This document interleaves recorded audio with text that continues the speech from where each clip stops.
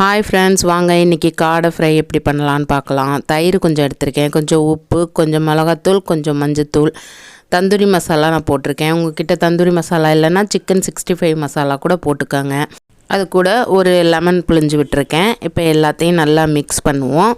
என் சேனலை இப்போ தான் நீங்கள் ஃபர்ஸ்ட் டைம் பார்க்குறீங்கன்னா சப்ஸ்கிரைப் பண்ணிக்கோங்க ஃப்ரெண்ட்ஸ். இப்போ முழு காடையை நான் போட்டு அப்படியே மசாலாவில் பிரட்டுறேன். நீங்கள் முழுசாக வேணாலும் அப்படியே போட்டு எண்ணெயில் பொரிக்கலாம். என் பசங்களுக்கு அதை பீஸ் பீஸாக எடுத்து ஊற வச்சு நான் பொரிச்சு கொடுத்தா தான் ரொம்ப பிடிக்கும். அதனால் நான் எல்லாத்தையும் நல்லா பிச்சு போட்டுக்கிறேன். பிச்சு போட்டு அது கூட இஞ்சி பூண்டு பேஸ்ட்டு ஒரு ஸ்பூன் கார்ன்ஃப்ளவர் மாவு போட்டு 1/2 அன் ஹவர் ஊற வச்சுருங்க. ஊற வச்சுட்டு நல்லா எண்ணெயை காய வச்சுட்டு ஒன்றா போட்டு ஃப்ரை பண்ணுங்கள்.